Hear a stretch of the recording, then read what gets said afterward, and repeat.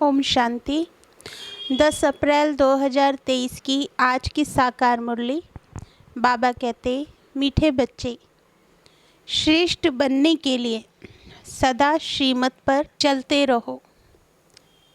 लक्ष्मी नारायण भी श्रीमत से इतने श्रेष्ठ बने हैं। प्रश्न, भक्ति में गौमुख का यादगार क्यों बनाया है? उत्तर, क्योंकि संगम पर बाप ने ज्ञान का कलश माताओं के ऊपर रखा है। तुम माताओं के मुख से ज्ञान अमृत निकलता है, जिससे सब पावन बन जाते हैं। इसलिए भक्ति में गौमुख का यादगार बना दिया है। तुम गौ माताएं हो, तुम ही सबकी मनोकामनाएं पूर्ण करती हो, इसलिए यादगार बने हुए हैं। गीत नयनहीन को राह बताओ। ओम शांति। बाबा कहते, बच्चों ने गीत सुना। भक्ति मार्ग वाले बच्चे बाप को पुकारते हैं कि हम जो नयनहीन बुद्धिहीन बन गए हैं, हमें राह बताओ। हे प्रभु जी, याद करते हैं अपने बाप को। उनको परम पिता परमात्मा कहा जाता है। सभी जीव की आत्माएं बाप को याद करती हैं। हम इस पतित दुनिया में बहुत दुखी हैं, दर दर धक्के खाते रहते हैं। जहाँ भी जाते हैं उनके ऑक्यूपेशन का कुछ भी पता नहीं कि हम किसके पास जाते हैं। शिव के मंदिर में जाते हैं, परंतु उनको पता नहीं है कि शिव कौन है। जहाँ भी जाएंगे जाकर माथा टेकेंगे, जानते नहीं कि वह कौन है, कब आए थे। लक्ष्मी नारायण के मंदिर में भी जाते हैं, लेकिन जानते नहीं कि यह कब आए, कैसे राज्य लिया, कुछ भी पता नहीं। दिलवाड़ा मंदिर में जाते हैं, वहाँ आदिदेव बैठा है, परंतु जानते नहीं ये कौन है। जगत अम्बा के पास जाते हैं, परंतु वह कब आई, क्या किया, कुछ नहीं जानते। सिर्फ जाकर माथा टेकते हैं, प्रार्थना करते हैं, बच्चा दो, यह दो, वह दो, जानते कुछ भी नहीं। गौमुख पर जाते हैं, कितनी मेहनत करके सीढ़ी उतरते चढ़ते हैं, पता कुछ भी नहीं कि वहाँ क्या रखा है। एक पत्थर का गौ का मुख बनाया है। कहते हैं गौ के मुख से गंगा जल निकलता है। अब जानवर के मुख से अमृत थोड़े ही निकलता। तीर्थों पर जाते हैं, किसके भी ऑक्यूपेशन को नहीं जानते हैं कि ये कब आए, क्या आकर किया। हम क्यों पूछते हैं? बुद्धिहीन होने के कारण पुकारते हैं। हे प्रभु, हे बाबा, क्योंकि वह सबका बाप है। मनुष्य के 3 बाप कहे जाते हैं। एक है आत्माओं का बाप शिव, दूसरा सारे मनुष्य सृष्टि अथवा मनुष्य सिजरे का रचता प्रजापिता ब्रह्मा, तीसरा फिर लौकिक बाप। भक्त भी एक भगवान को याद करते हैं कि नयनहीन को आकर राह दिखाओ, जो हम सदा ऐसे बने। यह कलयुग तो है ही दुख धाम, सतयुग है सुख धाम। और जहाँ से हम आत्माएं पाठ बजाने आती हैं, उनको शांति धाम कहा जाता है। आत्मा को ये शरीर रूपी बाजा अथवा ये कर्मेंद्रियां यहाँ मिलती हैं, जिससे आत्मा कर्म करती है। आत्मा तो है अविनाशी, शरीर है विनाशी। आत्मा है पारलौकिक परमपिता परमात्मा की संतान, शरीर है लौकिक बाप की संतान। आत्मा का बाप एक ही है, उनको याद करने से वर्षा मिलता है। बेहद की शांति और सुख का वर्षा कोई मनुष्य मात्र से मिल नहीं सकता है। चाहे कोई भी हो। ब्रह्मा विष्णु शंकर को भी देवता कहा जाता है। परमात्मा एक शिव है। शिव परमात्माए नमः। ब्रह्मा परमात्माए नमः नहीं कहेंगे तो यह भी जो मंदिर आदि हैं उनके ऑक्यूपेशन को कोई नहीं जानते। ऊंचते ऊंच परमपिता परमात्मा शिव है। फिर रचना रचते हैं ब्रह्मा विष्णु शंकर की। शिव निराकार अलग है, शंकर आकारी देवता है, परमात्मा एक है। यह पहेली अच्छी रीति समझाना चाहिए। पहले पहले तो बाप को जानना चाहिए। जो बाप स्वर्ग का रास्ता है। मनुष्य तो भक्ति में धक्के खाते रहते हैं। लक्ष्मी नारायण तो है स्वर्ग के मालिक, वहाँ तो सदैव सुखी सुख है। यहाँ सभी दुखी हैं। यह दुनिया ही पतित है। सतयुग में भारत पवित्र गृहस्थ आश्रम था। यथा राजा रानी तथा प्रजा सब पावन थे। पतित को पावन बनाने वाला एक ही परम पिता परमात्मा है। राधे कृष्ण सतयुग के प्रिंस प्रिंसेस हैं जो स्वयंवर बाद लक्ष्मी नारायण बनते हैं। स्वर्ग को कहा जाता है शिवालय।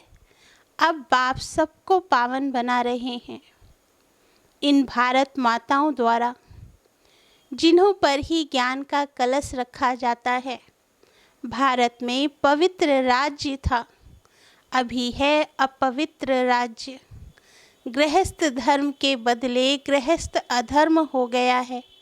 फिर बाप आकर पावन बनाते हैं। बाप आत्माओं से बात करते हैं। मैं परम पिता परमात्मा आया हूँ। आत्मा परमात्मा अलग रहे बहुकाल। तुम बहुत समय के बिछड़े हुए हो। अब बिल्कुल रोगी पतित कौड़ी तुल्य बन गए हो। फिर तुमको अगर मेरे जैसा बनना है तो पुरुषार्थ करो। यह भारत माता शक्ति अवतार है। यह शिव बाबा को अपना बाप मानती है। उनसे योग लगाने से शक्ति मिलती है, जिससे 5 विकारों पर जीत पाकर माया जीते जगत जीत बनते हैं। यह हार जीत का खेल है। यह वर्ल्ड की हिस्ट्री ज्योग्राफी समझने से तुम चक्रवर्ती राजा बन सकते हो। बाप ही स्वर्ग के लिए पवित्रता सुख शांति का वर्षा देते हैं। यह राजयोग है। हठ योगी राजयोग सिखा न सकें। बाबा कहते अभी तुम बच्चों को श्रीमत मिलती है, जिससे तुम श्रेष्ठ बन रहे हो। रावण की मत से तुम भ्रष्ट बने हो। भारत अब रावण की मत पर चलने से इतना दुखी कंगाल बना है। जगदम्बा सबकी मनोकामनाएं पूर्ण करने वाली थी। वह भी माता थी। जगदम्बा ने श्रीमत पर भारत को स्वर्ग बनाया था, इसलिए उनकी इतनी महिमा गाई जाती है। पवित्रता के बिगैर तुम पवित्र दुनिया का मालिक बन नहीं सकेंगे। आधा कल्प भक्ति मार्ग चलता है। अब बाप कहते हैं फिर पावन दुनिया का मालिक बनना है तो आकर समझो। अब श्रीमत मिलती है तो उन पर चलना है। मेरा तो एक शिव बाबा, दूसरा ना कोई। मनुष्य तो 84 जन्म लेते हैं। तुम शक्तियाँ हो। शिव बाबा से योग लगाने से तुमको शक्ति मिलेगी, नहीं तो कभी स्वर्ग के मालिक बन ही नहीं सकेंगे। पारलौकिक बाप से 21 जन्मों का वर्षा मिलता ही है संगम पर, इसलिए पुरुषार्थ करना है। बच्चों का भी कल्याण करना है, फिर स्वर्ग के मालिक बन जाएंगे। यह राजयोग की पाठशाला है। भगवान वाच बच्चे, मैं तुमको राजयोग सिखाता हूँ, जिससे तुम राजाओं का राजा स्वर्ग का मालिक बनेंगे। सिर्फ बाप को याद करो। तो अंतमति सोगति हो जाएगी। बाप सुखधाम में भेज देंगे। बाप कहते हैं मैं ही आकर सबको शांति धाम सुख धाम में ले जाता हूँ। सतयुग त्रेता में ये भक्ति आदि होती नहीं, वहाँ तो 21 जन्म अथाह सुख है। अब बाप कहते हैं इस रावण पर जीत पहनो। विकार के लिए शादी करना अपनी बर्बादी करना है। परमपिता परमात्मा ने ऑर्डिनेंस निकाला है कि पवित्र बनो तो जगत का मालिक बनेंगे। इस दुख धाम से शांति धाम सुख धाम में चलना चाहते हो तो यह बातें समझो।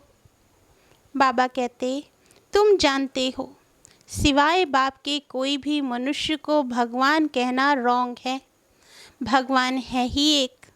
अभी तुम बच्चे शिव परमात्मा की, ब्रह्मा विष्णु शंकर की, लक्ष्मी नारायण आदि सबकी बायोग्राफी जानते हो।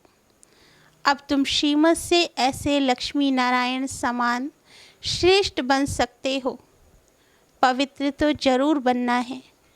परमपिता परमात्मा की श्रीमत पर एक बाप को याद करते रहेंगे और पवित्र बनेंगे तो 21 जन्म का राज्य भाग्य मिलेगा। कितनी सहज बात है। यह समझने से तुम भक्ति के धक्कों से, रोने पीटने से 21 जन्म छूट सकते हो।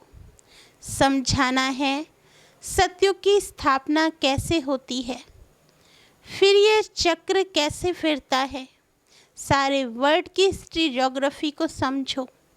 यह तो मनुष्य ही समझेंगे। एक बाप की श्रीमत पर चलना है। सर्व पर दया तो एक बाप ही करते हैं। वह ज्ञान का सागर, सुख का सागर है। वही इन माताओं को ज्ञान का कलश देते हैं जिससे ये सबको पावन बना सकती है। बाकी पानी की गंगा पावन नहीं बना सकती है। यह गौ माताएं हैं जिन्हों को ज्ञान का कलश मिलता है। यहाँ तो पढ़ाई है, पढ़कर देवता बनना है। ब्राह्मण, देवता, क्षत्रिय, वैश्य और शूद्र यह वर्ण है। ऐसे ये 84 जन्मों का चक्र फिरता रहता है। इस चक्र को जानने से तुम चक्रवती राजा रानी बन सकते हो। अच्छा, बाप दादा और मीठी मीठी जगदम्बा माँ का सिकिले दे बच्चों प्रति याद, प्यार और गुड मॉर्निंग। रूहानी बाप की रूहानी बच्चों को नमस्ते। धारणा के लिए मुख्य सार। फर्स्ट पॉइंट, पवित्रता के बल से श्रीमत पर चल भारत को स्वर्ग बनाने की सेवा करनी है। सबको एक बाप का ऑर्डिनेंस सुनाना है कि पवित्र बनो तो पवित्र दुनिया के मालिक बनेंगे। सेकंड पॉइंट, हर एक को 3 बाप का परिचय दे। दुख धाम से शांति धाम और सुख धाम में चलने की राह दिखानी है। भटकने से छुड़ाना है। वरदान, मर्यादा पुरुषोत्तम बन, सदा उड़ती कला में उड़ने वाले, नंबर 1 विजयी भाव। नंबर 1 की निशानी है हर बात में विन करने वाले। किसी भी बात में हार ना हो, सदा विजयी। यदि चलते चलते कभी हार होती है तो उसका कारण है मर्यादाओं में नीचे ऊपर होना। लेकिन यह संगम युग है, मर्यादा पुरुषोत्तम बनने का युग। पुरुष नहीं, नारी नहीं, लेकिन पुरुषोत्तम है। इसी स्मृति में सदा रहो तो उड़ती कला में जाते रहेंगे, नीचे नहीं रुकेंगे। उड़ती कला वाला सेकंड में सर्व समस्याएं पार कर लेगा। स्लोगन, एक बाप के श्रेष्ठ संग में रहो तो दूसरा कोई संग प्रभाव नहीं डाल सकता। मातेश्वरी जी के अनमोल महावाक्य।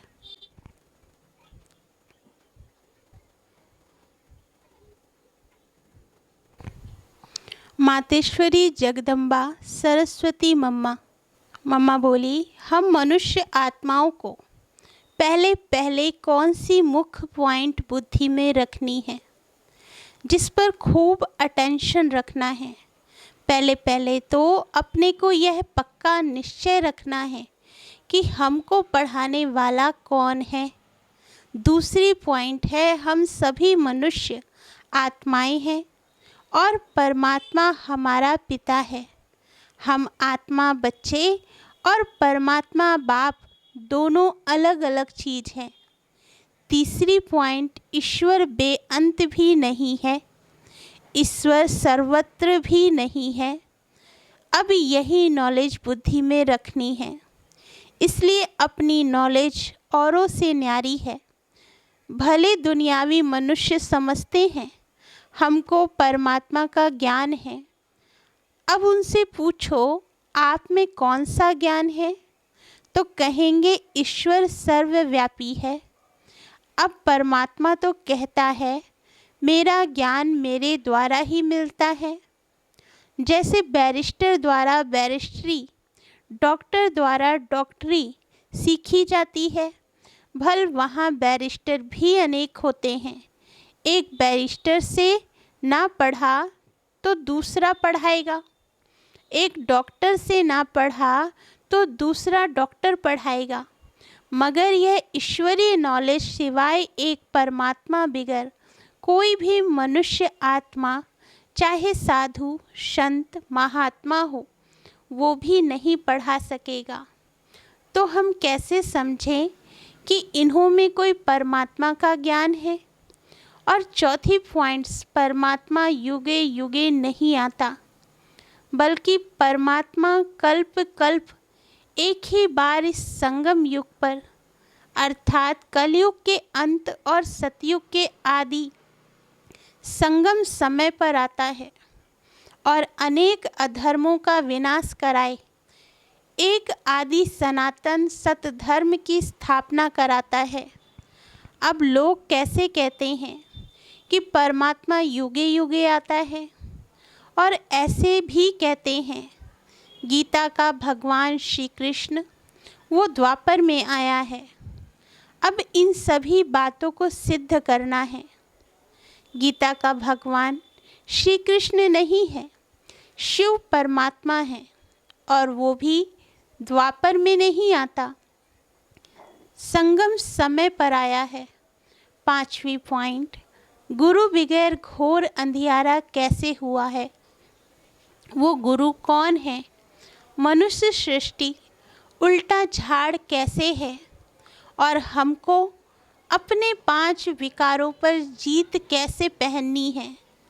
छठवीं पॉइंट, हम वही पांडव योद्धे हैं जिसके साथ साक्षात परमात्मा है, उसी तरफ ही जीत है। और सातवीं पॉइंट, परमात्मा खुद सर्वशक्तिमान है, तो जिन्होंने परमात्मा का पूरा साथ लिया है उन्हों को ही परमात्मा द्वारा लाइट माइट दोनों ताज मिलते हैं। अब यह सभी बातें बुद्धि में रखना, इसको ही ज्ञान कहा जाता है। सेकंड पॉइंट, बदनसीबी और खुशनसीबी। अब यह 2 शब्दों का मदार किस पर चलता है। यह तो हम जानते हैं कि खुशनसीब बनाने वाला परमात्मा और बदनसीब बनाने वाला खुद ही मनुष्य है। जब मनुष्य सर्वदा सुखी है तो उन्हों की अच्छी किस्मत कहते हैं, और जब मनुष्य अपने को दुखी समझते हैं तो वो अपने को बदनसीब समझते हैं। हम ऐसे नहीं कहेंगे कि बदनसीबी व खुशनसीबी कोई परमात्मा द्वारा मिलती है, नहीं, यह समझना बड़ी मूर्खता है। परमात्मा तो हमें खुशनसीब बनाता है, परंतु तकदीर को बिगाड़ना व बनाना यह सब कर्मों के ऊपर ही मदार है। यह सब मनुष्यों के संस्कारों के ऊपर ही है। फिर जैसे पाप और पुण्य का संस्कार भरता है वैसे तकदीर बनती है, परंतु मनुष्य इस राज को ना जानने के कारण परमात्मा के ऊपर दोष रखते हैं। अब देखो, मनुष्य अपने को सुखी रखने के लिए माया के कितने तरीके निकालते हैं। फिर उस माया से ही कोई अपने को सुखी समझते हैं और कोई फिर उसी माया का संन्यास कर माया को छोड़ने से अपने को सुखी समझते हैं। मतलब तो कई प्रकार के प्रयत्न करते हैं, परंतु इतने तरीके करते भी रिजल्ट दुख के तरफ जा रही है। जब सृष्टि पर भारी दुख होता है, तब उसी समय स्वयं परमात्मा आए, गुप्त रूप में अपने ईश्वरीय योग पावर से दैवी सृष्टि की स्थापना कराए सभी मनुष्य आत्माओं को खुशकिस्मत बनाते हैं। अच्छा, ओम शांति। मीठे बाबा।